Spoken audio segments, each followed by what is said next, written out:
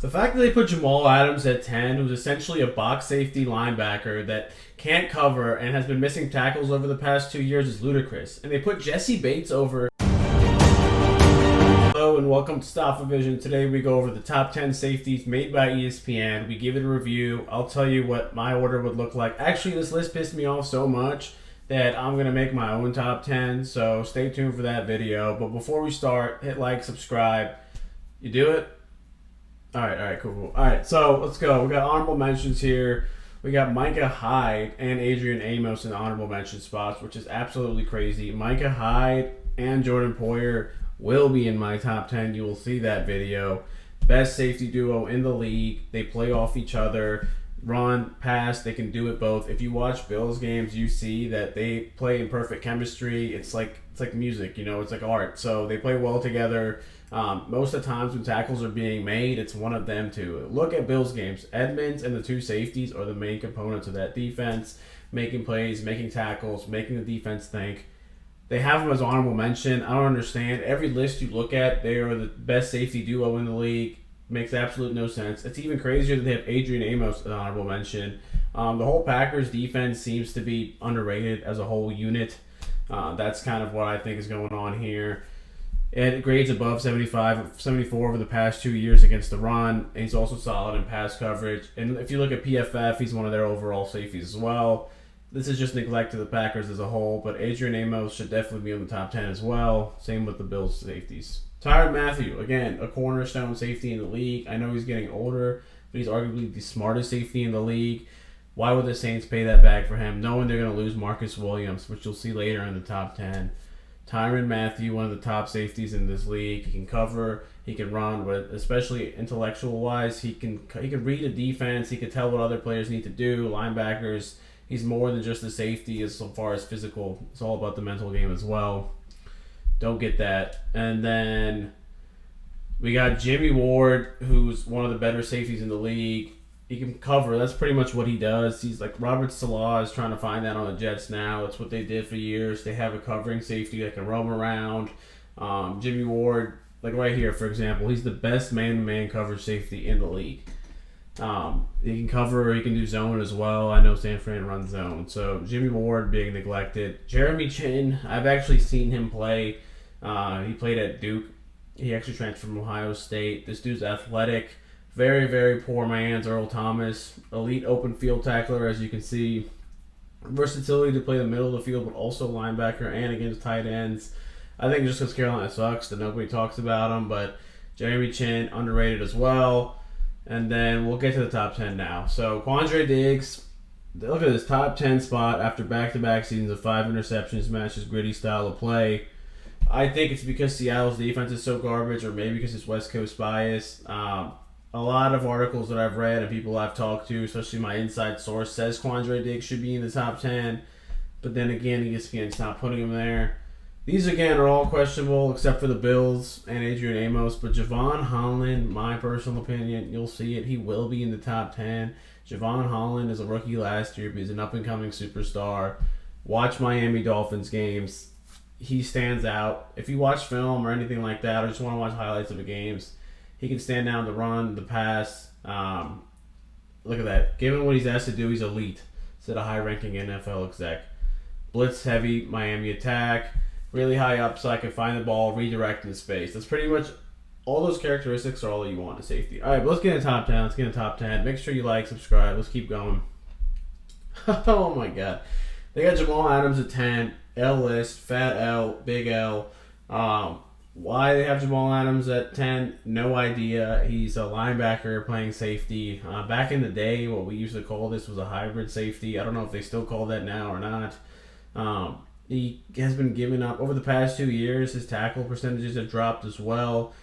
If Seattle's defense is so bad, right, and if Jamal is so good, you think he would stand out. But this is why the Bills should be higher on that list, because that defense is so good, but they still stand out. Jamal should be standing out if he's an elite talent, and he's not. Jets robbed them, finessed them, swindled them, whatever you want to call it. Jamal in the top 10 is pretty crazy. Antoine Winfield Jr. should be higher on this list. He had made that run when Tampa Bay went to the Super Bowl. Tyreek, the little meme with the peace sign. 5'9", size might hurt a bit, but he's like his dad. He can play all over the field. Look at that, spatial awareness, and he can cover from the slot. That's pretty much what I just said. He can cover anywhere on all spaces of the field. He runs around. He's like a thick, bigger build, so he can tackle. He can stop the run. Look at that. Fumble recovery, 88 tackles on his way to the Pro Bowl, and pass coverage allowed 5.8 yards per target. Nearest defender, tied for 12th among safeties. Put this guy higher on your list. What are you doing, ESPN? All right, let's keep it moving. Marcus Williams, higher on the list. He got 5 years, $70 million bag. Playing with Kyle Hamilton, who will be on the list next year. Kyle Hamilton will be on the list. You can book it. You can write it down. It shows how good the Ravens defense will be. Once he gets going, he has the best range in the league, an AFC defensive coach said. Closing the ball is ridiculously good. That's why he got the bag. That's why the Saints had to hurry up and sign Tyrann Mathieu and Marcus May to cover for the loss of Marcus Williams. He's been good for several years, and now he finally got that. I think he'll ascend to the next level with Baltimore, and he's going to have a better defense. I mean, the Saints are arguably a pretty good defense, but I think that secondary in Baltimore is better, so that's why he'll ascend more.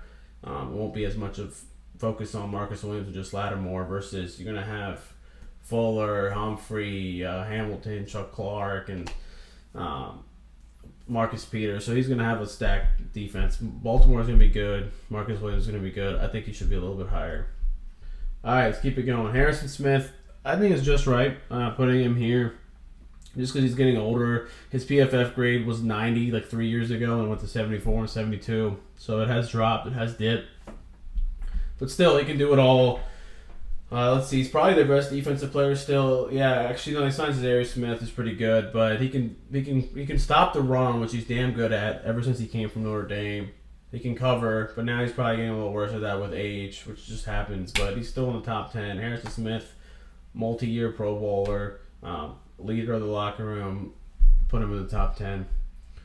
Jesse Bates. Dude, Jesse Bates, he had a great PFF score 2 years ago, but then last year he kind of fell off.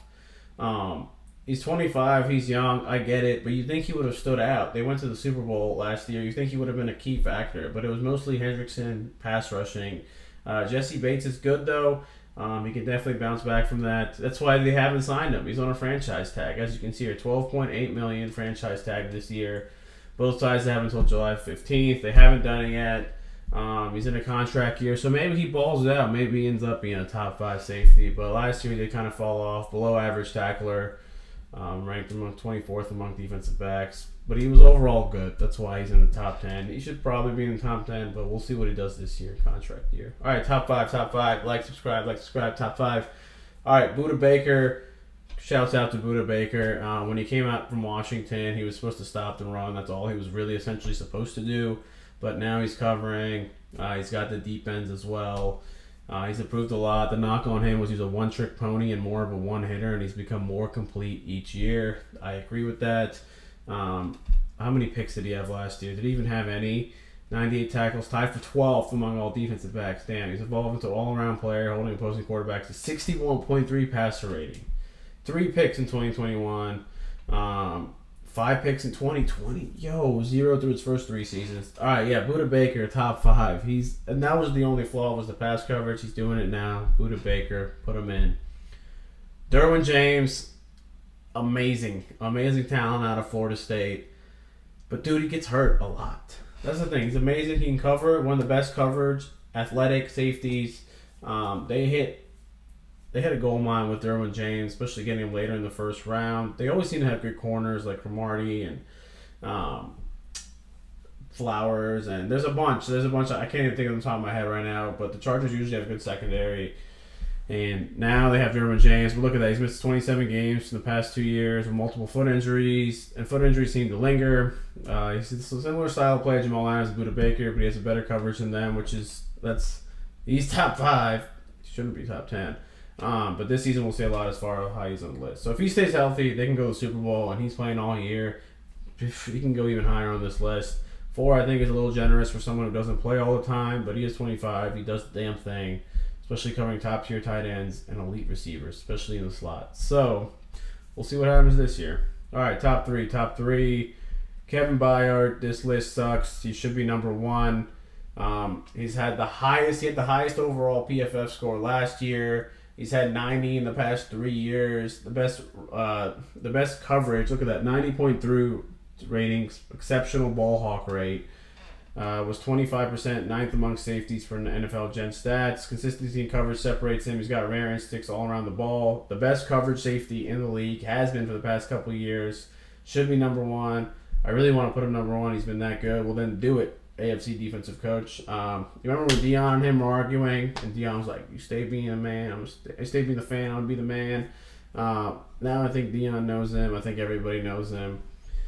He should be number one, especially on an awful Titans defense. That's what I meant earlier about Jamal and these other players. When they're on a bad defense, they should stand out. Kevin Byard does. I get it. Titans' pass rush is good, but their secondary is not. That's why I'm saying bad defense, but I mean is secondary. So he is a clear standout in a bad secondary, which essentially means he is good. So that is good. So he's good because he's in a bad secondary and he's standing out. And the Titans' defense will not be as good this year. Titans overall won't be. Watch out. All right, last two. Minkah. Yeah, Minkah's good. He's awesome. Yeah, I don't know. He's good, but I would still put Byard ahead of him. That's why I don't get why they put him at 2. Above the neck, he plays strong and free safety and has range. This was one of the best trades ever, trading a first rounder for him to the Dolphins, because then they have a Pro Bowler and they have one of the best safeties in the whole entire league, one of the best secondary players. And even here it says he controls all checks, controls everything. He's the quarterback. He's like their Ray Lewis. I get it. PFF didn't rate him highly, like a 59.8. 25 receptions against 43 targets as a near defender, but he did lead all defensive backs with tackles, so he can't cover. That's the thing. Like, Steelers' defense is kind of flawed, and people aren't realizing that. They can't cover and they can't stop the run. So, I mean, if Fitzpatrick covers, then he's the best safety in the league easily, but he gets those picks and people forget about his coverage skills. I would argue that he's a franchise pillar. Yeah, I get it, but I would argue that he's not. He's a little hyped. The brand name is there. Those big plays, and he had all those touchdowns that 1 year. A little hype. It's my opinion. Simmons at 1 here. Again, I'd put Byard, but Simmons is damn good. He can play deep coverage, help with the run, man coverage, tight end, and running back. And he's on a good defense, and he stands out, so that's good. Like, if you can either stand out on a bad defense, then you're good. But if you can stand out on a good defense as well, then you're the alpha of the defense. You're one of the leaders. He is probably one of their best players on defense. He is one of the most complete. He can do the sacks. He can disrupt coverage. He can take tackles over the field by himself without help. He's 6'2", 202. Okay, and pair him up with Sutton. Not Sutton. Who's the corner that they just got? They just got a corner a year ago. Surtain. Boom, Surtain. Pair him up with Surtain. Simmons, Surtain. Tall, big secondary. Simmons is going to ball out. He's great. I don't think I'd put him at 1. I would still put Byard. But Simmons has been, and he's 28. He's more knowledge. He's more skilled now. Fangio got him doing all the right things. So he can play deep in coverage as well. I brought that up. So Simmons, overall, I get it. I can see why they put him at 1.